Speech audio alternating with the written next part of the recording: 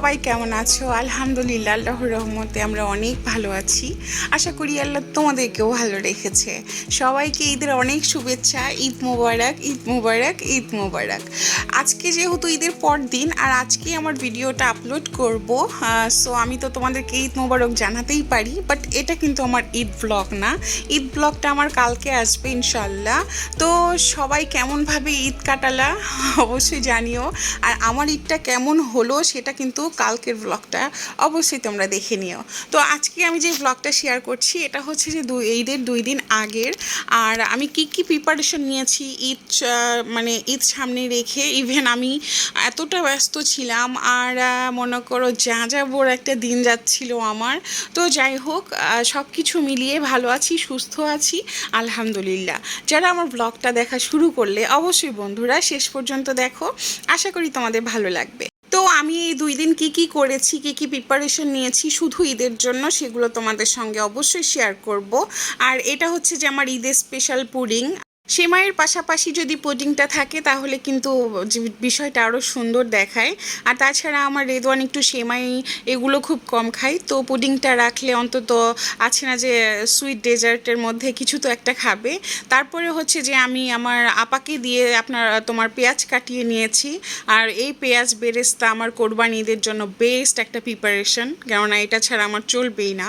তোমার roast, pulao, even তোমার গরুর মাংস সব কিছুতেই আমার বেরেস্তা লাগবে। আর এর আগেও আমি করেছিলাম, বাট ওইটা আমার পুরোটাই শেষ হয়ে গিয়েছে, তো ভাবলাম যে এটা করে রাখি। বাসায় একা আছি আমি, এক হাতে কি কি প্রিপারেশন নেওয়া, প্লাস হচ্ছে যে এই রকম তোমার ভ্যাপসা একটা গরমের সময় আসলে প্রতিটা কাজ করে তারপরে তোমার একটা ভ্লগ আপলোড দেওয়া কিন্তু অনেক কষ্টের। আর আমি এই 2 দিন একেবারেই কোনো সময় পাইনি ভিডিও এডিট করার, এর জন্য আমি তোমাদের সঙ্গে ভ্লগটা কন্টিনিউ করতে পারি নাই। সো আমি কি কি করলাম অবশ্যই শেষ পর্যন্ত দেখো। আর বন্ধুরা প্লিজ তোমাদের মতামতটা জানিও। ভিডিওর যে কোনো একটা পার্ট যদি তোমাদের পছন্দ হয় অবশ্যই একটা লাইক দিয়ে চ্যানেলটা সাবস্ক্রাইব করে আমার সাথেই থেকো। আর এই পেঁয়াজটা বেরেস্তা না এত মুচমুচা হয়েছে, মানে অমায়িক। আর সেটাও হচ্ছে যে আমি একটা কাচের বয়মে রেখে দিলাম, তারপর ওদের বাবা করে নিয়ে আসছে তোমার বাজার। এটা হচ্ছে ঈদ বাজার, বেশি কিছু লাগতো না, তোমার বেসিক একটু মানে জিনিসপাতি ছাড়া, বিকজ বাদাম কিশমিশ সব কিছু আমার আছে, যেগুলো মানে লাগবে সেগুলো আনিয়েছি। তো এটাও আমি গুছিয়ে নিলাম। তারপরে তোমার মোস্ট ইম্পর্টেন্ট কোরবানি ঈদের জন্য স্পেশালভাবে, তোমরা এটা দেখে বুঝতে পারছো কি না আই ডোন্ট নো, এটা হচ্ছে যে আমার ডিপ ফ্রিজ। আর আমার ডিপ ফ্রিজের এইরকম কন্ডিশন দেখে আমার না কান্না আসে রীতিমতো। আমার কাজের আপাটাকে দিয়ে আমি যে কয়টা কাজ করাবো সেখানে কিন্তু আমার একটু প্রশান্তি, বাট সেইখানে তোমার উদ্ভট কিছু কাজ এসে না আমার কাজের চাপটা এত বাড়িয়ে দেয়। এটা হচ্ছে একটা উদ্ভট কাজ। কেন উদ্ভট? কেননা কিছুদিন আগেও আমি ডিপ ফ্রিজ তোমার ক্লিন করানো হয়েছে। আমি জানি না আমার ফ্রিজে কি সমস্যা হয়েছে, এই রকম তোমার এত মোটা মোটা আইস জমে, যেটা নিয়ে আমি খুব প্যারার মধ্যে আছি। তো আমি ভাবলাম যে ঠিক আছে, আপাকে দিয়েছি আদা রসুন কাটতে, আর আমি এই ফ্রিজটা সকালেই ওপেন করে রেখেছিলাম যাতে আইসগুলো একটু গলতে থাকে। তো আমি একটা চাকুর সাহায্যে এগুলো তোমার আছে না পাহাড় ভাঙতেছিলাম, এইরকম লাগছিল আমার। তো এইটা কিন্তু খুব কষ্টদায়ক, জানো না আমার ফ্রিজে কি হয়েছে আমি জানি না, তবে ঈদের পরে অবশ্যই এটাকে ডাক্তার দেখাতে হবে, নইলে চলবেই না। ইভেন তোমার আছে না যে একটু একটু পানিও পড়ছে। তো দেখা যাক, আসলে ঈদের জন্য এটা পরিষ্কার করা খুবই গুরুত্বপূর্ণ ছিল। ঈদের আগে আমাদের হাউসওয়াইফের হাজারো কাজ থাকে, মনে করো একটা কাজ শেষ দিলে আরেকটা কাজ দেখা দেয়, এই রকম অবস্থা, মানে নিঃশ্বাস নেওয়ার সময় থাকে না। আর এর ফাঁকে ওদের বাবা এনেছে তোমার এটা কি বলে, রসমালাই। এটা হচ্ছে যে আমার 2 ছেলেরই খুব পছন্দ, তো ওদের বাবা যেহেতু বাজারে গিয়েছিল এই রসমালাইটাও এনেছে। তো আমি ভাবলাম যে আগে এটা খেয়ে ফেলি, পরে আর কাজের জন্য সময় পাবো না। আর তারপরে সন্ধ্যাবেলা চলে এসেছি আমরা দিয়াবাড়িতে, আর দিয়াবাড়ি এসেছি তোমার গরুর হাটে। আর আমার ব্লগটা আমি কিন্তু আগেই বলেছি, যেহেতু ঈদের 2 দিনকার আগে থেকে আমি শুরু করেছি তোমাদের সঙ্গে কোরবানি ঈদ আর গরুর হাটে আসবো না, এটা হতেই পারে না। আসলে রেদওয়ান যখন থেকে বড় হওয়া অবধি বুঝতে শিখেছে যে কোরবানি ঈদ বা গরু, তখন থেকে আমরা যেহেতু ঢাকা ঈদ করছি 2-4 বছর ধরে, তো ও কোরবানি ঈদ আসলেই তোমার গরুর হাটে যাবে। আর এটা কিন্তু পসিবল শুধু ঢাকাতেই, কেননা এটা তো আর গ্রামে কখনো পসিবল হয় না। গ্রামে কখনো মহিলারা তোমার গরুর হাটে কখনোই যায় না, ইভেন আমি কখনো যাই নাই। তোমার হচ্ছে যে ঢাকা শহরে যখন বাচ্চারা আগ্রহ দেখায় তখন আমিও আসি। 2-3 বছর ধরে আমাদের কিন্তু আসা হয় বরাবরের মতো। আর গরুর হাটে এসে দুই ছেলে আমার এত এক্সাইটেড ছিল, ইভেন তোমার এত গরু বিশাল বিশাল গরু দেখে না আমারও খুবই ভালো লাগছিল। এখানে এসে ঈদের অন্যরকম একটা আমেজ কাজ করছিল, কোরবানি কোরবানি ভাব। তুমি একটা বাসার মধ্যে আছো, কতটুকু তোমার ঈদের আনন্দ তুমি পাবে। তবে আজানের একটাই কথা, আমি আসছি যখন আমি গরু কিনে নিয়ে যাব, বাবা এই গরুটা কেনো ওই গরুটা কেনো, কত রকম যে কথাবার্তা। তো আমরা হচ্ছে যে তোমার ওই গরুর হাট থেকে আবার চলে এসেছি 18 নম্বর সেক্টরে, কেননা আমরা এবার কোরবানি দিব এখানে যে ভাই ভাবি থাকে তাদের সঙ্গে। এজন্য তোমার হচ্ছে যে এইখানে আমাদের গরুটা থাকবে, আর কোথায় থাকবে সেটা আমরা দেখতে আসছি, যে একটু দেখে যাই। আর এই 18 নম্বর সেক্টরে তোমার গরুর রাখার পরিবেশটা কিন্তু অমায়িক ছিল। এই ফাঁকে ওদের বাবা আবার আইসক্রিম নিয়ে আসলো সবার জন্য, সবাই মিলে বসে খেয়ে দিয়ে তারপরে প্রায় তোমার আমি 11টা বা 10:30টার দিকে বাসায় আসছি। আর এই আদা রসুনটা কিন্তু আমার দুপুরে কাটা ছিল, সেটা আমি তখন ব্লেন্ড করার সময় পাইনি, আর এটা ধুয়ে রাখি নাই। আর ধুয়ে রাখলে এটা তোমার হচ্ছে যে একটু গন্ধ ছড়িয়ে যেত। আর দেখতেই পেলা এখন বাজে রাত 1:30, আর 1:30টার সময় আমি আদা রসুন ব্লেন্ড করছিলাম। তো এই রকম আমার ব্যস্ততায় কাটছিল আসলে দিন। এর জন্য আমি তোমাদের সঙ্গে 2-3 দিন ধরে তোমার ব্লগ আপলোড করতে পারিনি বলে আসলে কাজের চাপটা একটু বেশি বেড়ে গিয়েছে। এটা আমাদের করতেই হবে, এটাই আমাদের সুখ, এটাই আমাদের সব কিছু। তো এইটা হচ্ছে যে তারপর দিন, মানে এই দিন ছিল আরাফার দিন। সেই দিন আমি রোজা রাখছিলাম। তোমার আরাফাতের দিনে রোজা রাখাটা অনেক ভালো কিছু এবং আল্লাহর কাছে একটা উত্তম দিন। সো এই সুযোগটা আমি হাতছাড়া করতে চাইনি। শত ব্যস্ততার মাঝেও আসলে রোজাটা রাখতে চেয়েছিলাম, আলহামদুলিল্লাহ রেখেছিলাম। তো ওদের বাবা বলছিল তুমি রোজা, আর তাছাড়া আমার অনেক বাড়তি কাজও ছিল। ওদের বাবা বলছিল এই গরমে আর রান্না করার দরকার নেই, ওদের দুই ভাইকে আমি তোমার হচ্ছে বিরিয়ানি নিয়ে এসে দিব। তো ওদের বাবা হচ্ছে কাচ্চি ভাই থেকে ওদের জন্য বিরিয়ানি এনেছে। তো এটাতে আমার অনেক সুবিধা হয়েছে যে মানে আমাকে আর রান্নাঘরে যেতে হয় নাই। আর তারপরে আমি চলে আসছি তোমার আমার লিভিং রুমটা গোছানোর জন্য। আর আমার কিন্তু লিভিং রুম ডেকোর বা ট্যুর করিয়েছি, আমার সেই ব্লগটাও অবশ্যই যারা দেখো নাই অবশ্যই দেখে নিও, আশা করি তোমাদের ভালো লাগবে। আমার লিভিং রুমে কি কি নতুনত্ব এনেছি এবং কি কি তোমার অর্গানাইজ করলাম সব কিছুই শেয়ার করেছি। তা অবশ্যই আমার লিভিং রুম ট্যুরটা ব্লগটা দেখে নিও। তো এইটা তোমাদেরকে মানে সিম্পলভাবে দেখালাম যে আমি লিভিং রুমের কাজটা রোজা রেখে এইভাবে করেছিলাম, অনেক কষ্ট করেছিলাম। ফাইনালি তারপরে ইফতারির সময় ছিল, আর ওরা দুই ভাই না 1 প্যাকেট বিরিয়ানি খেয়েছিল আর আরেক প্যাকেট রয়ে গিয়েছিল। আর আম, বিস্কিট, খেজুর আর হচ্ছে যে ঠান্ডা পানি আর বিরিয়ানি ছিল আমার ইফতারি আয়োজন, আলহামদুলিল্লাহ। ইফতারির পরে অনেক রেস্ট নেওয়ার পরে রাত 9টা 9:30টার দিকে আমি যাই জমজম টাওয়ারে, কিছু কাজ ছিল তার জন্য। তো আজান আর রেদওয়ানের শপিং যেদিন করাই সেই দিন কিন্তু রেদওয়ানের কথায় কেএফসি খাওয়া হয়েছে, আর আজান চেয়েছিল পিৎজা। তো এই কথাটা আজানের খেয়াল ছিল, আর বাসায় যেহেতু কেউ নেই তো ওদেরকে নিয়ে আমাদেরকে বের হতে হয়েছে, কেননা বাসায় যদি মা থাকতো বা আমার শাশুড়ি মা থাকতো ওদেরকে রেখে আসতাম। আর মনে করো এরকম খাওয়া খুঁই প্রতিদিন হতো না, ওরা দুপুরেও বিরিয়ানি খেয়েছে। তারপরেও বাবা আমি বাইরে আসছি, আমি তো আরেকদিন পিৎজা খাইনি, আমাকে পিৎজা খাওয়াতে হবে। তো তারপরে আমরা ওভেন ফ্রেশে চলে আসি, এটা তোমার আজমপুরে। তারপরে ওরা খাচ্ছে পিৎজা, আর ওদের বাবা আমাকে আইসক্রিম কিনে দিয়েছে যে তুমি সারাদিন রোজা রাখছিলা। আর সারাদিন রোজা রাখার ফলে এত গলা শুকিয়ে যাচ্ছিল, আমার খুব খারাপ লাগছিল। তো পিৎজা খাওয়ার পরে আমরা তোমার চলে আসি দৌড়ের ওপর টি স্টলে। আর এখানে এসে নায়কের দেখা, এইটা হচ্ছে যে খাইরুল বাসার নাটক করে, বাংলাদেশের অভিনেতা, আর অনেক ভালো নাটক করে। ওদের বাবা ইভেন আমরা ওর প্রচণ্ড রকম নাটক দেখি।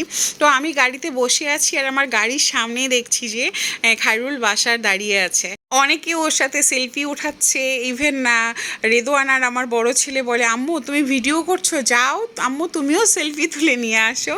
তো আমি বলছিলাম যে না বাবা, দূর থেকেই ভালো, আমার কোনো দরকার নেই যাওয়ার। আর তাছাড়া সামনাসামনি একটা হিরোকে দেখা কিন্তু ভালো অনুভূতি, ভালোই লাগে। আর আমরা হাজব্যান্ড ওয়াইফ বাংলা নাটক দেখি, আর ওনার নাটক আসলে ভালো লাগে। তো আমরা চা খাচ্ছিলাম আর ওদের বাবাকে বলছিলাম, ওই যে দেখো খাইরুল বাসা দাঁড়িয়ে আছে।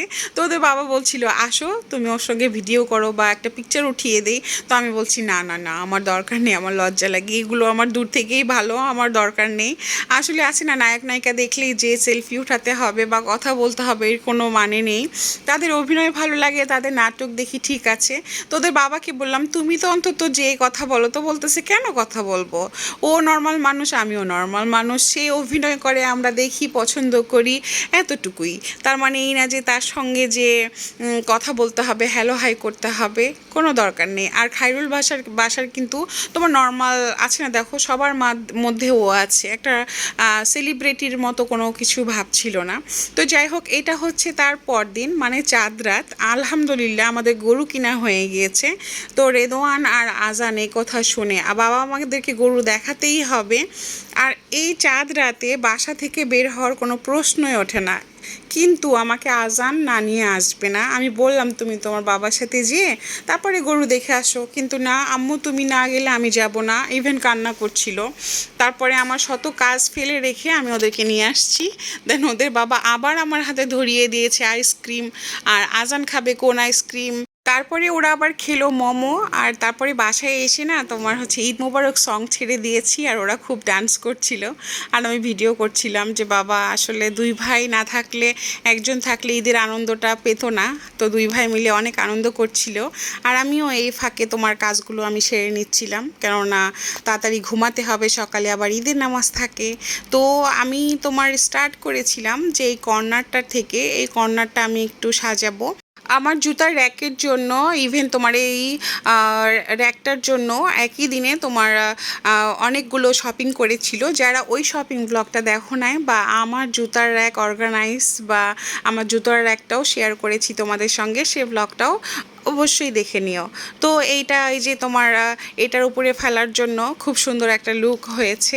তো এই সেলফটাও ভাবলাম যে নতুন রূপে একটু অর্গানাইজ করা যাক। এখানে তোমার যেহেতু আমার বেডরুমের সাথে সেলফটা, ইভেন তোমার ডাইনিং টেবিলের সাথেও, তো ভাবলাম যে সিম্পল কিছু তোমার শো পিস বা যেটা যেটা ছিল, বা যেমন একটা তোমার চার্জার ফ্যান ছিল সেটা সরিয়ে ফেলেছি, একটা মাটির ব্যাংক রেখেছি যেটাতে ওরা দুই ভাই টাকা পয়সা রাখে, আর একটা হচ্ছে যে তোমার ফ্লাওয়ার টপ, ওইটা জুতার র্যাকে রেখেছিলাম, বাট ওখানে আমার মানি প্ল্যান্ট গাছটা দেওয়ার জন্য এটা আবার এখানে নিয়ে আসছি। আর ওখানে একটা তোমার ব্ল্যাক কালার বোতল রেখেছি আর একটা ফ্লাওয়ার টপ। আর সেটা কেমন হয়েছে অবশ্যই জানিও। তারপরে চলে এসেছি আমি চাঁদ রাতে তোমার বেডরুমটা গুছানোর জন্য। আর এই বেডশিটটা কিন্তু একেবারেই নিউ, আমি এটা নিয়েছিলাম তোমার রোজার ঈদে। দুইটা বেডশিট নিয়েছিলাম, যেটা একটা তোমার ইউজ করেছি আর আরেকটা একেবারে নতুন ছিল, রেখে দিয়েছিলাম। তো ভাবলাম যে আজকে একটু এইটা দিয়ে আমি আমার রুমটা সাজিয়ে ফেলি। তো আমার বিছানা চাদরটা কেমন হয়েছে অবশ্যই জানিও। এটা কিন্তু আমার পছন্দে নিয়েছিলাম। রেদনের বাবা বলছিল হোয়াইট কালার বাচ্চারা অনেক নোংরা করে ফেলবে, পরে ভাবলাম যে না, তাদের জন্য কেন নিব না, হোয়াইটের সঙ্গে একটু তোমার আছে না যে ইয়েলো কালার ফ্লাওয়ার প্লাস, আমার তো খুব ভালো লেগেছিল। আমার বেডরুমে নতুন কিছু অর্গানাইজ করেছি, যেমন এই গাছটা আমি যেটা আড়ং থেকে এনেছিলাম।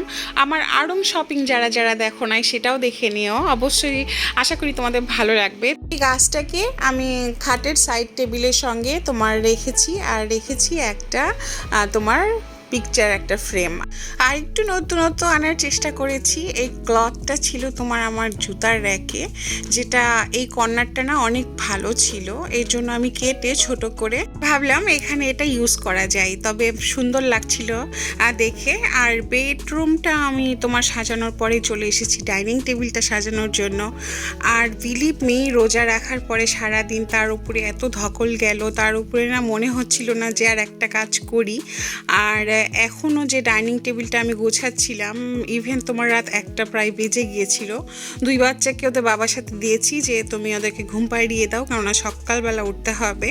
আর আমি ভাবলাম যদি আমি এই কাজটা রাতে না শেষ দিই তাহলে ঈদের দিন সকালে আমার জন্য কষ্ট হয়ে যাবে। আমার নিজের কষ্টটা আসলে কমানোর জন্য বা সময় পাবো না, সুযোগ হয়ে উঠবে না। তো ভাবলাম যে আমি রাতেই আসলে আমার এই কাজগুলো করতেই হবে। তো এই যে দেখো নিউ ডাইনিং টেবিল ক্লথটা ফেলেছি, কেমন হয়েছে অবশ্যই জানিও। এই হচ্ছে আমার ডাইনিং টেবিলের নিউ লুক। আশা করি তোমাদের পছন্দ হয়েছে, আর ভালো লাগলে অবশ্যই একটা কমেন্ট করে জানিও। আমার কষ্টটা সার্থক হয়ে যাবে। আসলে তোমাদের এক একটা লাইক কমেন্ট আমার জন্য খুবই ইম্পর্টেন্ট। ঈদের আগের দিন এই ডাইনিং টেবিল অর্গানাইজটা আমার জন্য খুবই ইম্পর্টেন্ট ছিল। আমি চেষ্টা করেছি ডাইনিং টেবিলকে একটা নতুন লুক দেওয়ার জন্য, আর সব কিছু নতুন অর্গানাইজ করছি আমি। আর এই তোমার ট্রেটা হচ্ছে, এই 2টা ট্রেই আমি আড়ং থেকে নিয়েছিলাম। আর রিসেন্টলি আমি যতগুলো আড়ং থেকে তোমার শপিং করেছি আমি সবগুলোই তোমাদেরকে বলেছি। এই গাছটা আবার আছে না যে, এটা সৌন্দর্য বাড়ানোর জন্য আমি গাছের পটটা এখানে নিয়ে এসে ডাইনিং টেবিলে দিলাম, যাতে সৌন্দর্যটা আর একটু বেড়ে যায়। তো তোমাদের কেমন লাগলো আমার আজকের ব্লগটা অবশ্যই শেয়ার করো। আর আমি ডাইনিং টেবিল সাজাচ্ছিলাম আর সেমাই রান্না করছিলাম। চুলায় একটা রান্না তুলে দিয়ে কিন্তু আমরা অনেক কাজ করতে পারি। আর তাছাড়া আমি তো আর লাকড়ি দিয়ে গ্রামে রান্না করছি না যে সেখানে বসেই থাকতে হবে। আর দুধটা যেহেতু তোমার জাল হতে দিয়ে তারপরে আমার 2টা সেমাই রান্নাও হয়ে গিয়েছে, এদিকে ডাইনিং টেবিলটাও গোছানো হয়ে গিয়েছে। আর এবার ঈদে আমি আগে থেকে সেমাই রান্না করে রাখলাম, কেননা তোমার ঈদের দিন আমাদের এখানে নামাজ হচ্ছে 7টায়। তো তখন উঠতে হবে আমাকে 6টায়, আর বাচ্চাদেরকে রেডি করানো এটা সেটা করতে যেয়ে আমার আসলে লেট হয়ে যেতে পারে। তো ভাবলাম যে আমার হাতে যেহেতু সময় আছে আর আমি যেহেতু জেগে আছি কাজই করতেছি, তাহলে আমি এই কাজটাও করে রাখি। তো আমার এই কর্নারটা তোমার ডাইনিং টেবিল, আমার বেডরুম নতুন রূপে অর্গানাইজ করলাম। কেমন হয়েছে অবশ্যই জানিও। আমি আগেই বলেছি যে বাবার বাড়ির ঈদ আর হাজব্যান্ডের বাড়িতে ঈদ আসলে 2টা আকাশ পাতাল পার্থক্য থাকে। বাবার বাড়ির ঈদ শুধু সাজুগুজু, কত স্বপ্ন, কত এনজয়, কত কিছু। আর স্বামীর বাড়িতে এক গাদি তোমার হচ্ছে যে দায়িত্ব, অনেক কিছু পালন করতে হয়। তোমরা দেখতেই পেলা যে 2 দিন ধরে আমি এতটা ব্যস্ত ছিলাম, আসলে আমি কোনোভাবেই নিজের জন্য কখনো সময় পেয়ে উঠতে পারিনি। ইভেন এই ঈদে আমি একেবারে পার্লারেও যেতে পারিনি, শুধু ব্যস্ততার জন্য। তো ভাবলাম যে লাস্টে ওদের টুপি, তোমার আতর, এইগুলো আমি একটু আগে থেকেই তোমার গুছিয়ে রাখি, কেননা এই ছোট ছোট জিনিসগুলো না হাতের কাছে না থাকলে সকালে অনেক ঈদের দিন কষ্টসাধ্য হবে। আর এই মেহেদিটা দেখে আমার খুব খারাপ লাগছিল। চাঁদ রাতে মানুষ মেহেদি দেয়, কত কিছু করে, আর আমার আমার সংসার, আমার কাজকর্ম, আমার দায়িত্ব নিয়ে আসলে কোনোভাবেই হয়ে ওঠে নাই। আর মেহেদিটা দেখছিলাম, আমার হাত দেখছিলাম যে ওদের বাবা কিন্তু আমাকে আবার আজ এই ঈদের 2টা মেহেদি এনে দিয়েছে, কিন্তু আমি আসলে মেহেদি পরা হাতটা তাকে দেখাতে পারলাম না। আর আমার অলরেডি রাত তোমার 1:45 বাজছিল। আমি টাইমটা দেখালে হয়তো তোমরা বিশ্বাস করতে। তো ভাবছিলাম যে না, এখন আর না, ইনশাল্লাহ আমি পরে মেহেদি দিব। কোনো কিছুর জন্য আফসোস রাখি না, এটাই আসলে আমাদের মেয়েদের জীবন, মায়েদের জীবন। সো আজকের ব্লগটা কিন্তু এখানেই শেষ। নেক্সট ব্লগ আসতেছে আমার ঈদ ব্লগ। তো এটাই ছিল as a mother, as a woman, as a house wife আমার ঈদ প্রিপারেশন। সো আজকের জন্য আল্লাহ হাফেজ।